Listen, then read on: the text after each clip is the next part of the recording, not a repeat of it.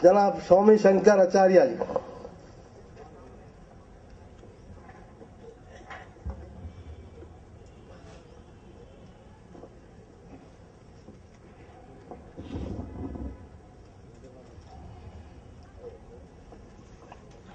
ओम पूर्णमदः पूर्णमिदं पूर्णात् पूर्णमुदच्यते पूर्णस्य पूर्णमादाय पूर्णमेवावशिष्यते। ओम शांति शांति शांति। हजरत मौलाना अब्दुल रहीम कुरैशी साहब, डायस पर मौजूद दूसरे हजरात, उपस्थित भाइयों एवं बहनों, श्रीमद् भगवद गीता के अध्याय 3 का 21वां श्लोक है, यद्यदा चरति श्रेष्ठ तद्देवे तरो जना सत् सा यत् प्रमाणम कुरुते लोकस्तदन वर्तते। जो दुनिया में जो महापुरुष पैदा हुए, अच्छे बहुत अच्छे लोग पैदा हुए, उन लोगों ने जैसा जैसा अखलाक किया वैसा वैसा अखलाक दूसरे लोगों ने भी अपनी जिंदगी में अपनाया। वो जैसा रास्ता दिखा देते हैं, सारी इंसानियत, दुनिया के सारे इंसान उसी रास्ते पर चलने लग जाते हैं। ऐसे ही थे हजरत मोहम्मद सल्लल्लाहु अलैहि वसल्लम, जिनके दिखाए रास्ते पर आज करोड़ों करोड़ों इंसान चल रहे हैं। जैसा कि अभी बताया कि मैंने पहले कुरान मजीद पढ़ा था, इसलिए पढ़ा था कि लोगों ने, मीडिया ने, इतिहास ने, सबने हमको बताया कि इस्लाम में टेररिज्म है। मीडिया ने यहां तक लिखा कि कुरान मजीद की कुछ आयतें टेररिज्म के लिए लोगों को उत्साहित करती हैं। तो मेरे मन में आया कि मैं कुरान मजीद पढ़ूं, और कुरान मजीद की आयतों में मुझे वो चीज दिखाई दी बदकिस्मती से कि जिससे लगा कि इस्लाम में टेररिज्म है। कुछ लोगों का अखलाक भी ऐसा था हमारे साथ जो हम पढ़ते थे, जिसकी वजह से ये जो हमारा भ्रम था वो और पक्का हुआ। और मैंने किताब लिखी, the history of Islamic terrorism. इस्लाम दहशतगर्दी का मजहब है। लेकिन बाद में हजरत मोहम्मद सल्लल्लाहु अलैहि वसल्लम की जीवनी ने, आपकी जिंदगी ने मेरा नजरिया ही बदल दिया। कुरान मजीद को जब मैंने पढ़ा था, जिन आयतों को मैंने टेररिज्म से जोड़ा था, हजरत मोहम्मद सल्लल्लाहु अलैहि वसल्लम की जीवनी पढ़ने के बाद, आपकी सीरत का मुताला करने के बाद, मुझे उन आयतों का मतलब बिल्कुल उल्टा समझ में आया।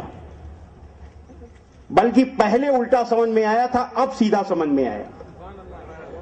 पहले मुझे जिन आयतों के बारे में ये महसूस हुआ था कि ये दहशतगर्दी को बढ़ाती हैं, वही आयतें मुझे अब लगी कि ये दहशतगर्दी को रोकने के लिए थी।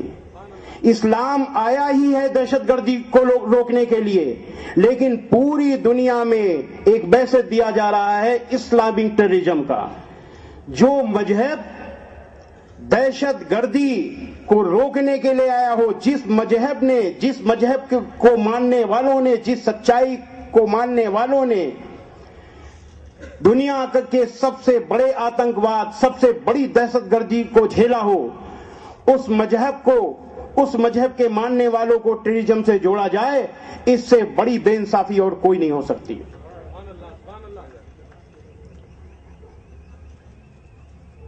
एक समय जब अरब में और अरब के आसपास अमीर और गरीब का, गोरे और काले का ये बड़ा भेदभाव था, लोग अपने काले गुलामों पर तरह तरह के अत्याचार करते थे,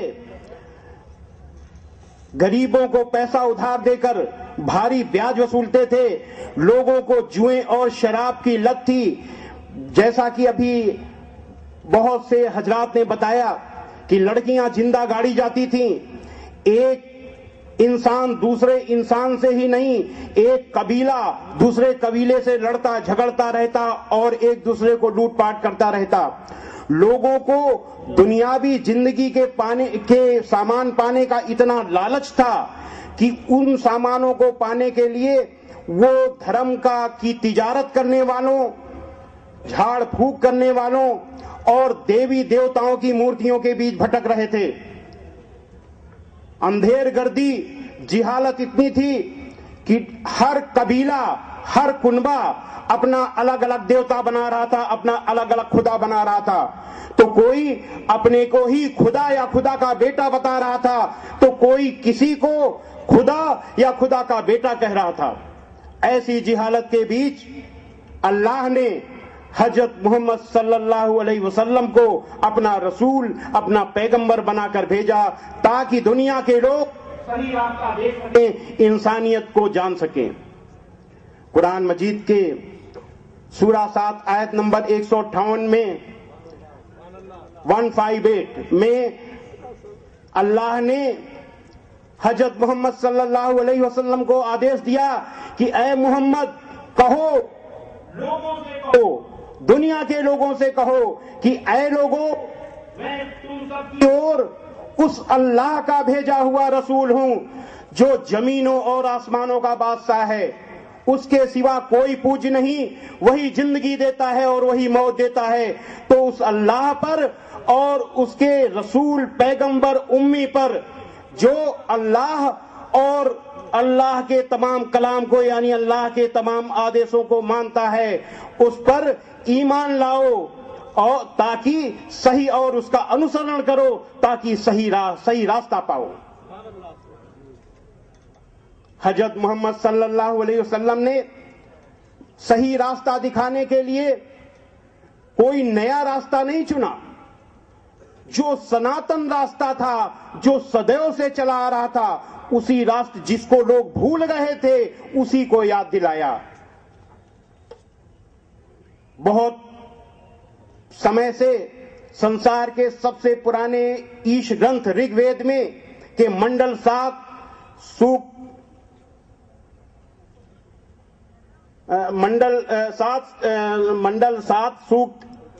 1 کا 10واں منتر ہے، اندرم وہ وشو تسپری ہوا مہے جنیبھیہ اسماکم استو کیولہ۔ اے منسیو، تم کو اتنت اچت ہے کہ مجھ پرمیشور کو چھوڑ کر کسی دوسرے دیو کو کبھی مت مانو، کیونکہ ایک مجھ پرمیشور کو چھوڑ کر کوئی دوسرا ایشور نہیں ہے۔ اس کو شارٹ میں کریے، سنکھیپ میں کریے تو اس کا مطلب ہو جاتا ہے کہ ایک پرمیشور کے سوا کوئی پوج نہیں ہے، ایک پرمیشور ہی عبادت کے لائق ہے، لا الہ الا اللہ۔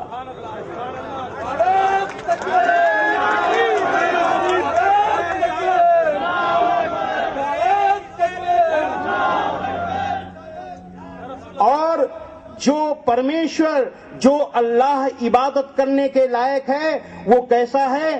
وہ نراکار ہے، وہ لوگوں کو دکھائی نہیں دیتا، لوگ اپنی آنکھوں سے اس کو دیکھ نہیں سکتے، وہ ادرشیہ ہے کیونکہ وہ نراکار ہے۔ قرآن مجید کے سورہ 6 آیت نمبر 103 میں ہے کہ نگاہیں اسے نہیں پا سکتی بلکہ وہی نگاہوں کو پا لیتا ہے۔ کینوپنشد کھنڈ 1 کا 6واں شلوک ہے، یچکشا نہ پشیتی این چکشونسی پشیتی تدیو برہم تم ودھی نیدم یدودم پاستے۔ اس کو، کس کو؟ پرمیشور کو، اللہ کو ان آنکھوں سے دیکھا نہیں جا سکتا بلکہ آنکھیں ہی اس کی سہایتا سے دیکھتی ہیں۔ اور جس اس الگ الگ ایشور کی لوگ اپاسنا کرتے ہیں وہ ایشور نہیں ہے۔ یہ اپنشد، کینوپنشد، جو بہت ہی بڑا بہت ہی مہتوپورن اپنشد ہے، وید کے 2 بھاگ ہیں، ایک ہے گیان کانڈ اور دوسرے میں دیا ہے کرم کانڈ۔ تو جو ویدوں کا جو سب سے بڑا جو آتما ہے وہ گیان کانڈ ہے، اس کو اپنشد کہتے ہیں۔ تو وید کیا کہہ رہے ہیں کہ جس اس الگ الگ ایشور کی لوگ اپاسنا کرتے ہیں وہ ایشور نہیں ہے. ایشور کون ہے؟ وہ آنکھوں سے دکھائی نہیں دیتا بلکہ اس کی سہایتا سے آنکھیں دیکھتی ہیں. وہ نراکار ہے. اور جو نراکار ہے جس کو دیکھا نہیں جا سکتا اس کی مورتیاں کیسی؟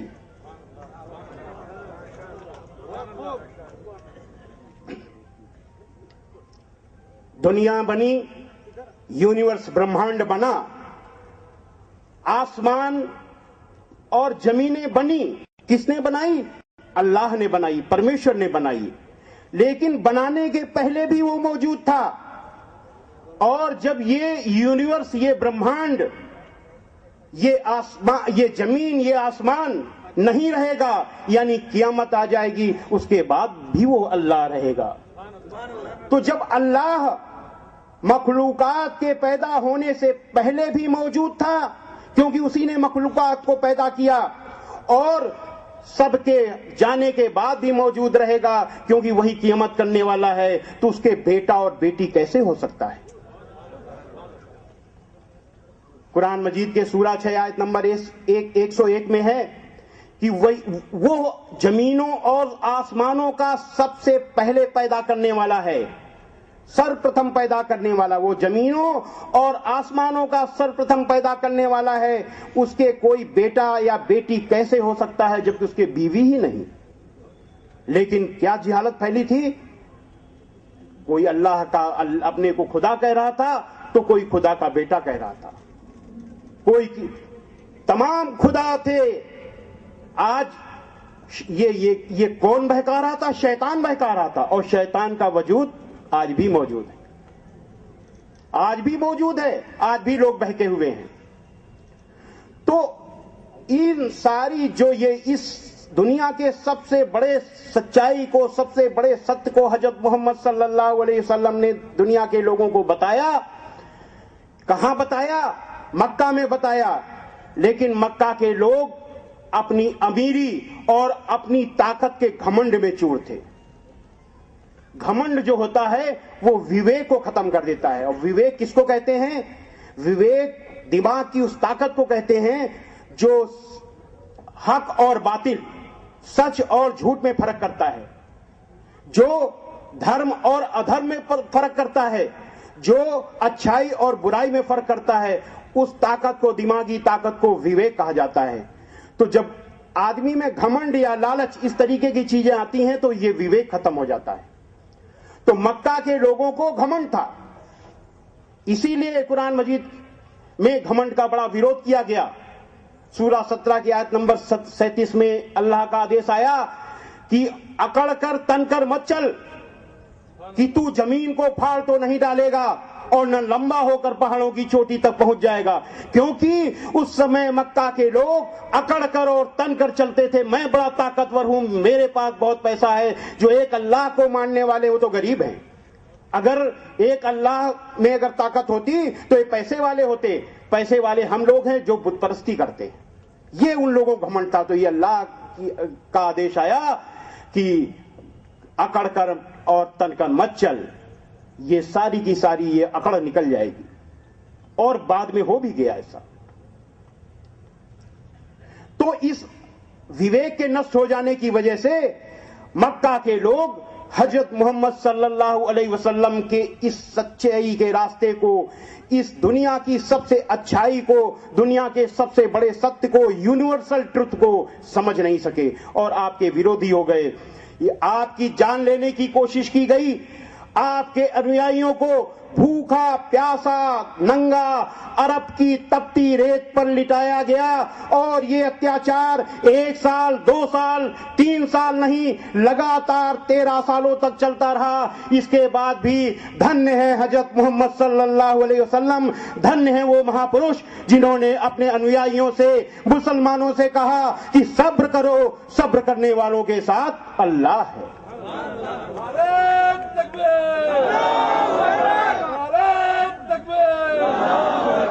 کہتے ہیں اس پہ خود عمل نہیں کرتے. اس کی جو ہے اس کے لیے کہاوت ہے، پر اپدیش کشل بہو تیرے. دوسروں کو اپدیش دینا بڑا آسان ہے، خود عمل کرنا بہت کٹھن ہے. دنیا میں ایک ہی ایسا انسان ہوا ہے وہ حضرت محمد صلی اللہ علیہ وسلم، جنہوں نے سب سے پہلے عمل کیا پھر لوگوں کو بتایا۔ قرآن مجید حضرت محمد صلی اللہ علیہ وسلم پر اترنے کے بعد آپ کے دل میں اتر گئی، دل میں اترنے کے بعد آپ کے کرموں میں، آپ کے اخلاق میں اتر گئی۔ قرآن مجید کے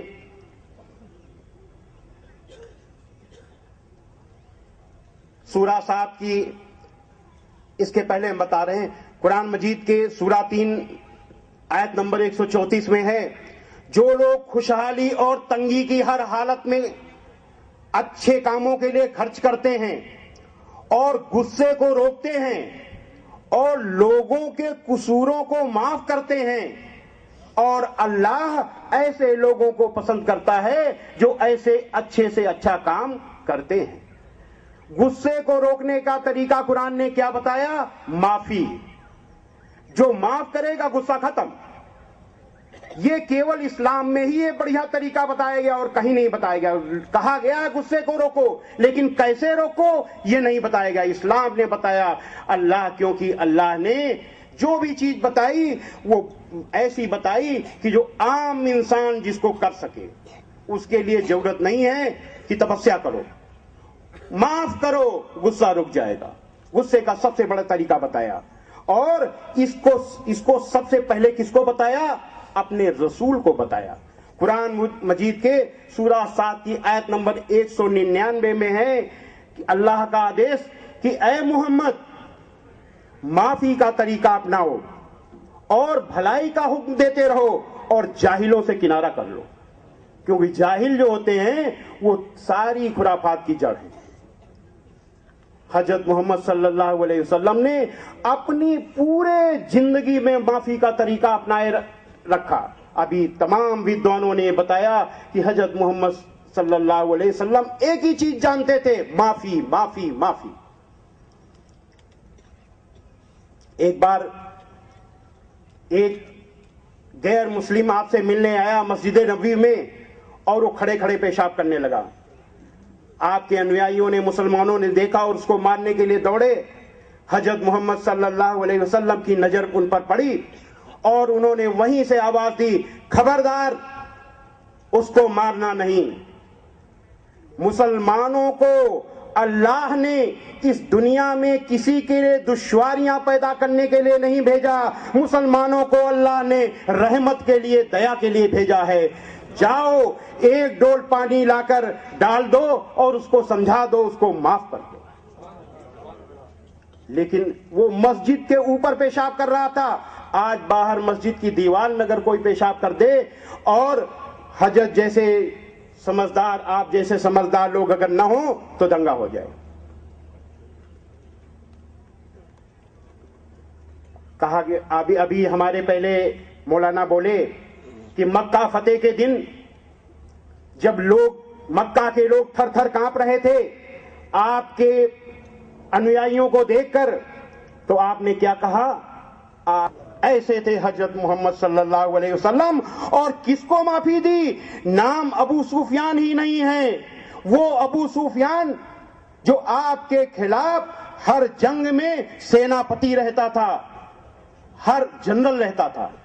احد کی لڑائی میں وہی سیناپتی تھا جس میں آپ کو بہت گمبھیر چوٹیں لگی تھی، بڑی چوٹیں لگی تھی، اس میں بھی وہی سیناپتی تھا۔ اس ابو سفیان کے لیے ذرا بھی غصہ نہیں آیا آپ کے دل میں، اور اس کو ایسے معاف کیا جیسے اس نے کوئی اچھا کام کیا۔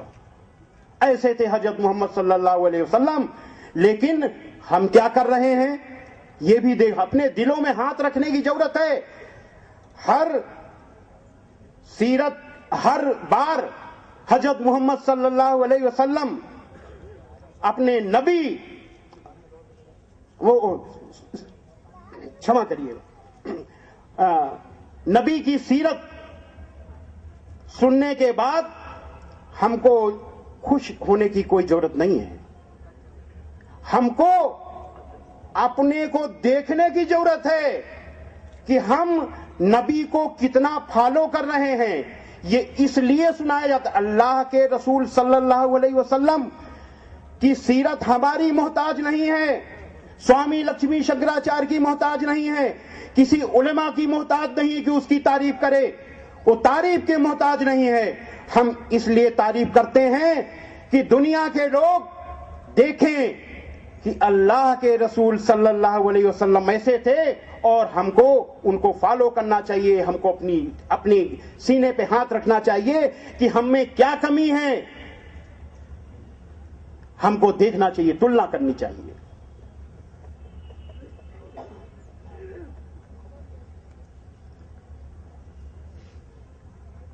قرآن مجید کے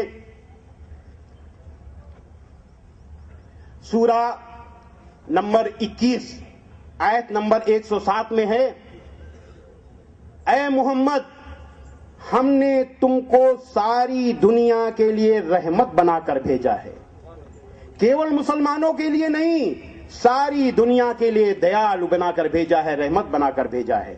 حضرت محمد صلی اللہ علیہ وسلم کو جو آدیش ملا ویسے ہی وہ ہو گئے۔ میں نے کیا کہا کہ اللہ کا آدیش آپ کے کرموں میں، آپ کے اخلاق میں اتر گیا۔ ایک بار ایک سجن نے آپ سے کہا کہ اے اللہ کے رسول، کافروں اور مشرکوں کے لیے بد دعا کیجئے اور ان پر لعنت بھیجئے۔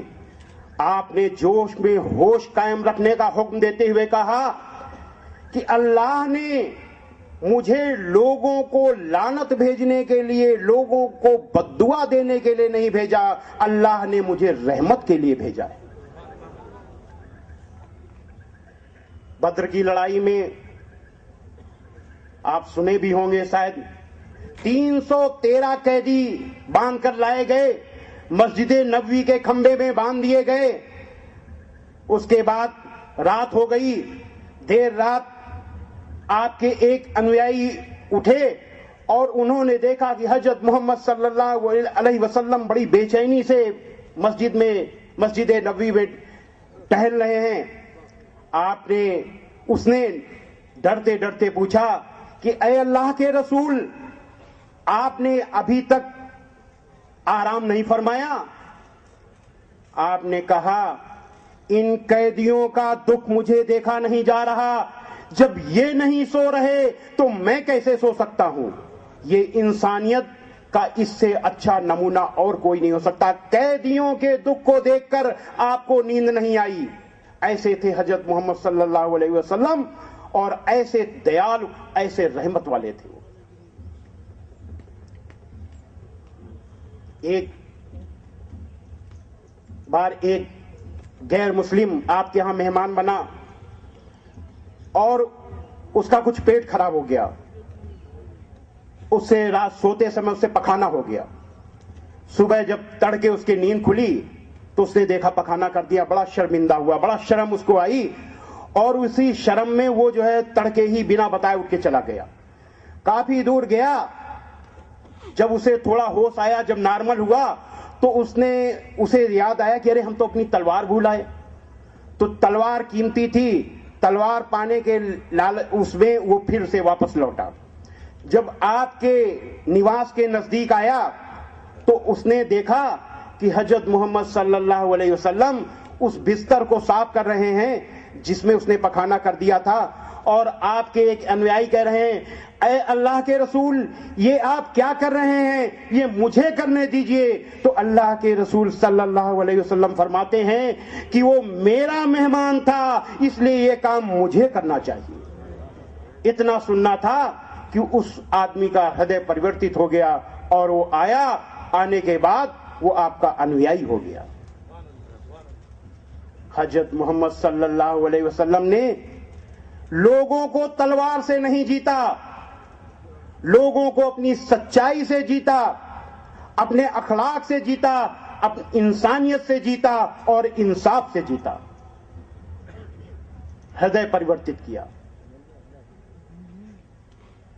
ایک آپ نے فرمایا کہ اللہ کی قسم وہ مسلمان نہیں، اللہ کی قسم وہ مسلمان نہیں، اللہ کی قسم وہ مسلمان نہیں۔ آپ سے پوچھا گیا کون ہے اللہ کے رسول؟ آپ نے فرمایا وہ جس سے اس کا پڑوسی پریشان ہو۔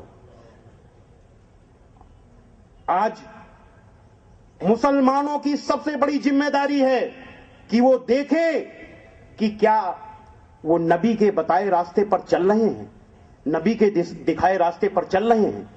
نبی نے غصہ تھوکنے کے لیے کہا، لیکن مسلمانوں کا غصہ پوری دنیا میں مشہور ہے۔ نبی نے انصاف کیسا کیا؟ قرآن مجید کے سورہ 5 آیت نمبر 8 میں ہے کہ اے ایمان والو، خدا کے لیے انصاف کی گواہی دینے کے لیے کھڑے ہو جایا کرو۔ لوگوں کی دشمنی تم کو اس بات پر تیار نہ کرے کہ انصاف چھوڑ دو۔ یعنی اگر تمہارا دشمن ہے، مجھے رات بھر نیند نہیں آئی، تیرے اوپر اتنی غصہ لگی، مجھے رات بھر نیندیں نہیں آئی۔ ہم نے کہا کیوں نیند نہیں آئی؟ کہنے لگا تو نے وہ چیز لکھی ہے جو ہے ہی نہیں، سب غلط لکھا ہے، تجھ کو پیسہ ملا ہے، مسلمانوں سے کتنے کروڑ ملا ہے۔ ہم نے کہا کیا بکواس کر رہے ہو؟ تو بہت ناراض ہوا۔ ہم نے کہا تمہارا نام کیا ہے؟ کہ نام پوچھ کر کے کیا کرے گا، ہم کہاں سے بول رہے ہیں، بجنور سے بول رہے ہیں۔ اس کے بعد اس نے فون رکھ دیا۔ میں نے بہت سے لوگوں سے کہا، دعوت اخبار ایک دلی سے نکلتا ہے، اس میں پورا سب اس کا موبائل نمبر بھی نکلا۔ ایک بار ایک اور فون آیا صبح دن میں، وہ کسی سوامی کے تھا، انہوں نے بڑی گالی گپتا جان سے مارنے کی دھمکی دی۔ اس کی ہم نے رپورٹ بھی لکھائی۔ وہ رپورٹ لکھنؤ میں 6 مہینے سے دفن ہے۔ بجائے اس کو بلانے کے، پولیس ہم سے کبھی دروگا بلاتا ہے، کبھی دیوان بلاتا ہے، کبھی سی او بلاتا ہے، ایک بار نہیں 2 بار بلاتے ہیں اور اس کو گھما رہے ہیں۔ لیکن ایسا کیوں ہے؟ کیوں لوگوں کو ایسا بھرم ہو رہا ہے کہ ہم نے جھوٹ لکھا ہے؟ اس کی وجہ وہ جو دیکھ رہے ہیں، دیکھنے کے بعد ان کو لگتا ہے کہ اسلام کے بارے میں جو لکھا ہے وہ جھوٹ ہے۔ اس میں غلطی ان سے زیادہ غلطی ہم لوگوں کی ہے، کیونکہ ہم نے جو لکھا ہے ویسا اخلاق نہیں ہے کچھ لوگوں کا۔ تو ہم نے کیا کہا کہ انصاف، قرآن مجید کی آیت ہے کہ انصاف پر قائم رہو اور اللہ کے لیے سچی گواہی دو، چاہے اس میں تمہارا یا تمہارے ماں باپ اور رشتہ داروں کا نقصان ہی ہو۔ تو صحیح بات کے لیے کھڑے ہو جاؤ۔ اسلام کے خلاف اگر کوئی کام کر رہا ہے، کوئی بھی ہو، وہ مسلمان نہیں ہے، اس کا نام بھلے ہی مسلمان ہو، وہ اللہ کی نظر میں اسلام سے خارج ہے۔ ہم سے لوگ کہتے ہیں کہ آپ مسلمان کے بارے میں ہی کہتے ہیں، کیوں کہتے ہیں؟ ہم نے کہا کہ شریمد بھگوت گیتا کے لیے ہم کہتے ہیں، بتاتے ہیں کہ یہ اپدیش اس میں ہے، یہ آدیش اس میں ہے، لیکن گیتا میں اپدیش ہے، اپدیش مانو یا نہ مانو، اپدیش ہے، لیکن قرآن میں آدیش ہے، حکم ہے۔ اللہ کا حکم ماننے کے لیے مسلمان بادھ ہے۔ تو ہمارا فرض بنتا ہے کہ مسلمانوں کو سب سے پہلے ہم بتائیں کہ آپ ماڈل بنو، جیسا کہ ابھی ہمارے پہلے ایک وکتا نے کہا کہ آپ ماڈل بنو دنیا کے لیے، جیسے حضرت محمد صلی اللہ علیہ وسلم نے ایک ماڈل بنایا، ویسے ماڈل بنو۔ دنیا واہ واہ کر اٹھے گی اسلامک کے ساتھ جو آتنکواد کا نام، اسلامک ٹیررزم نام کی چیز، دنیا میں اس کا کوئی نام لینے والا نہیں رہے گا۔ کیوں؟ جو کہے گا وہ مار کھائے گا۔ کون لوگ ماریں گے؟ مسلمان نہیں، غیر مسلم ماریں گے کہ مسلمان اتنے اچھے ہیں، تم یہاں جھگڑا لگانا چاہتے ہو، فساد کرانا چاہتے ہو، وہی لوگ وہ لوگ وروध کریں گے۔ قرآن مجید کی آیت ہے سورہ 41 کی آیت نمبر 34، بھلائی اور برائی برابر نہیں ہو سکتی، تو لوگوں کی سخت باتوں کا ایسے طریقے سے جواب دو جو بہت اچھا ہو۔ ایسا کرنے سے تم دیکھو گے کہ جس میں اور تم میں پہلے دشمنی تھی، اب وہ تمہارا گہرا دوست ہے۔ حضرت محمد صلی اللہ علیہ وسلم نے اس کو پریکٹیکل کر کے دکھایا۔ ایک بار ایک دیہاتی آپ کے پاس آیا، آپ کی چادر کو پکڑ کے بڑی زور سے اس نے گھسیٹا، اتنی زور سے کھینچا کہ آپ کی گردن لال ہو گئی، نشان پڑ گیا، اور بڑی بدتمیزی سے بولا کہ یہ جو مال ہے تمہارے پاس، یہ نہ تمہارا ہے نہ تمہارے باپ کا ہے۔ بہت بدتمیزی سے بولا اور کہنے لگا یہ مال میرے 2 اونٹ ہیں، ان میں لاد دو۔ حضرت محمد صلی اللہ علیہ وسلم اللہ کے رسول، دیا کی مورتی، ان کو آپ کو ذرا بھی غصہ نہیں آیا اس کی بات سے۔ آپ نے کہا یہ مال نہ میرا ہے نہ تیرا ہے، یہ مال اللہ کا ہے۔ اچھا پہلے یہ بتاؤ کہ تم نے جیسے بات کی ویسے تم کو ڈر نہیں لگا ہم سے بات کرنے میں؟ اس نے کہا نہیں، بالکل نہیں۔ آپ نے پوچھا کیوں؟ اس نے کہا مجھے وشواس ہے، بھروسہ ہے کہ آپ برائی کا بدلہ برائی سے نہیں دیتے۔ آپ کے دشمنوں کو بھی بھروسہ تھا کہ حضرت محمد صلی اللہ علیہ وسلم کے ساتھ برائی کریں گے، وہ برائی کا بدلہ برائی سے نہیں دیں گے۔ آپ ہنسے اور ہنسنے کے بعد آپ نے اس کے ایک اونٹ میں کھجور اور ایک اونٹ میں آپ نے جو لدوا دیا۔ ایسے تھے حضرت محمد صلی اللہ علیہ وسلم۔ بہت پرانا قصہ ہے، ایک آپ جس راستے سے جاتے تھے ایک بڑھیا مائی آپ کے اوپر کوڑا پھینک دیتی تھی۔ ایک دن کوڑا نہیں پھینکا، دوسرے دن نہیں پھینکا، تیسرے دن نہیں پھینکا، آپ کو محسوس ہوا کہیں بڑھیا مائی بیمار تو نہیں ہو گئی۔ آپ اوپر چڑھ کر کے گئے، آپ نے آواز دی مائی مائی۔ بڑھیا مائی نے پوچھا کون؟ آپ نے بتایا میں۔ بڑھیا مائی چوکی اور چوکنے کے بعد بڑے غصے میں بولی ارے محمد آپ یہاں کیسے آئے؟ آپ نے بڑی نمرتا سے بڑی نرمی سے جواب دیا کہ مائی آپ نے میرے اوپر 3 دن سے کوڑا نہیں پھینکا، میں نے سوچا کہیں آپ بیمار تو نہیں ہو گئی۔ اتنا سننا تھا کہ بڑھیا مائی پھوٹ پھوٹ کر رونے لگی اور کہنے لگی اے محمد میں کتنی بری ہوں، آپ کتنے اچھے ہو، میں آپ کے اوپر کوڑا پھینکتی تھی اور آپ میرا حال لینے آئے ہو کہ میں بیمار تو نہیں ہو گئی، اور اپنے آخری سمے آپ کی انویائی بن گئی۔ بھلائی اور برائی برابر نہیں ہو سکتی، تو لوگوں کی سخت باتوں کا ایسے طریقے سے جواب دو جو بہت اچھا ہو۔ ایسا کرنے سے تم دیکھو گے کہ جس میں اور تم میں پہلے دشمنی تھی اب وہ تمہارا گہرا دوست ہے۔ کر کے دکھا دیا۔ یہ ہے اسلام، یہ ہے حضرت محمد صلی اللہ علیہ وسلم کی سیرت جو ساری دنیا کے لیے ادارن ہے، جس کو ساری دنیا کو فالو کرنا چاہیے۔ اگر پوری دنیا اس کو فالو کرنے لگے تو یہ یہیں جنت بن جائے۔ ہم نے بتایا میرا بھی اسی اخلاق نے میرا بھی ہردے پریورتت کیا۔ جیسے ہی میں نے پڑھی آپ کی جیونی اور جیسا میں نے بتایا کہ مجھے لگا کہ جیسے جیسے آپ کی زندگی بڑھ رہی ہے ویسے ویسے قرآن مجید کی آیتیں بڑھ رہی ہیں، ویسے ویسے قرآن مجید کی آیت اتر رہی ہے۔ شیشے کی طرح مجھے دکھائی دینے لگا قرآن مجید کی آیتوں کا مطلب۔ قرآن مجید کی آیتوں کو جاننے کے لیے ضروری ہے، میں اپنے غیر مسلم بھائیوں سے کہہ دوں، میڈیا کے لوگوں سے بتا دوں کہ اگر قرآن مجید کی آیت کو سمجھنا ہے تو اللہ کے رسول صلی اللہ علیہ وسلم کی زندگی کو پڑھیے، اس آئینے میں قرآن مجید آپ کو بالکل صحیح دکھائی دے جائے گی۔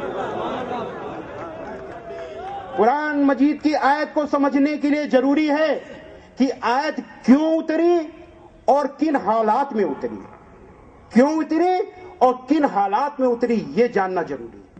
نہیں، اگر یہ نہیں جانا تو مطلب الٹا سمجھ میں آئے گا جیسے ہم کو سمجھ میں آیا تھا۔ آپ کی جیونی پڑھنے کے بعد مجھے معلوم ہو گیا کہ آیت کیوں اور کس حالات میں اتری، مطلب الٹا ہو، سیدھا ہو گیا الٹے سے۔ تو مجھ کو بھی بدل دیا اس سیرت نے، اور میرا دعویٰ ہے کہ اس کو پڑھنے کے بعد ہر آدمی بدل جاتا ہے۔ جو لوگ اسلامک ٹیررزم کی بات کرتے ہیں وہ اسلامک ٹیررزم کی جگہ اسلامک ہٹا دیں گے اور کچھ بھی لگا دیں۔ ٹیررزم تو ہے، اس میں کوئی دو رائے، دنیا میں ٹیررزم صدیوں سے رہا ہے، کوئی آج کی بات نہیں ہے۔ راون اور کنس پہلے بھی تھے، راکشس تھے، شیطان صدیوں رہا ہے، آج بھی ہے، لیکن وہ اسلام میں نہیں، وہ سناتن ویدک دھرم میں نہیں، وہ شیطان ہے، وہ کوئی بھی ہو۔ تو ہم سب سے پہلے یہی آپ لوگوں سے آج کے دن نویدن کریں گے کہ جب جب آپ اللہ کے رسول صلی اللہ علیہ وسلم کی سیرت سنیں، آپ ہی نہیں ہم اپنے لیے بھی کہہ رہے ہیں، अपने लिए भी हम भी उसमें शामिल हैं। हम कोई फरिश्ते नहीं हैं, हम में भी कमियां, हम इंसान हैं। अल्लाह के रसूल सल्लल्लाहु अलैहि वसल्लम अल्लाह के रसूल थे, आप में कोई कमियां नहीं थी, कमियां थी ही नहीं, लेकिन हम इंसान हैं, हम में कमियां हैं।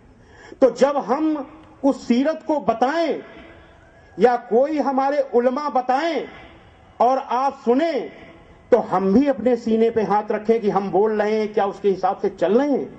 आप भी अपने सीने पे हाथ रखें कि जो हम सुन रहे हैं क्या उस पे हम चल रहे हैं। हमको उनका जिन चीजों को हम सुन रहे हैं उनको हमें फॉलो करना चाहिए। इसी के साथ हम ईश्वर से प्रार्थना करते हैं कि हम सबको वो सच्ची राह दिखाए,